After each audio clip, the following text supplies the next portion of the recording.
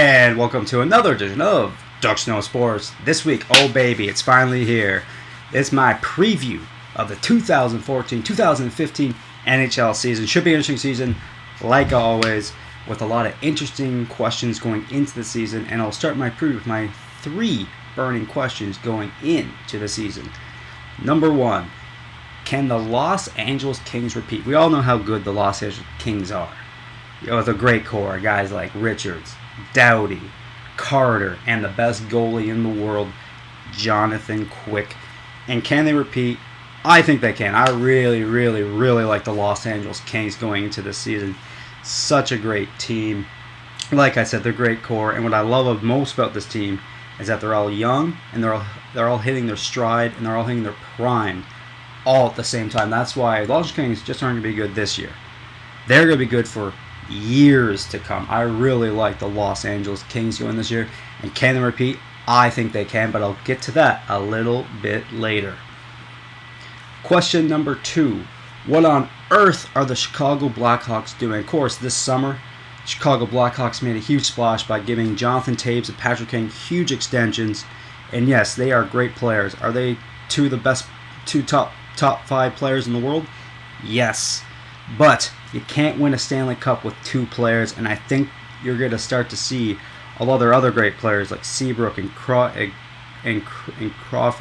are just going to see you later when their contracts come up because they're going to want to get paid.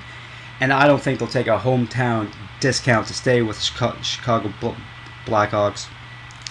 I really think this was a stupid decision by the Chicago Blackhawks. What I would have done, I would sign one of them, probably Jonathan Toews, and then maybe dangle Patrick Kane out there. See what you could have got for him, because I really think you could have got something major back for Kane. And you're really just handcuffing yourself really with signing these 2 players, 2 huge extensions, because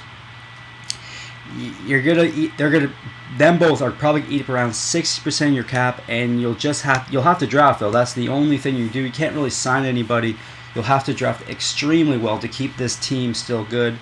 And I think in 3-4 years down the line, I really think they will regret giving these huge deals to both Jonathan Toews and Patrick Kane. And my 3rd burning question going into the season, who will win the Connor McDavid sweepstakes? Of course, if you watch junior hockey, you know how good Connor McDavid is. Of course, playing for Team Canada in the World Juniors last year. Not his best tournament in the world. I think even he will say that. But Connor McDavid is a really good player. He's been paid as the next Sidney Crosby. I don't know if he's that good, but Connor McDavid will be a good player.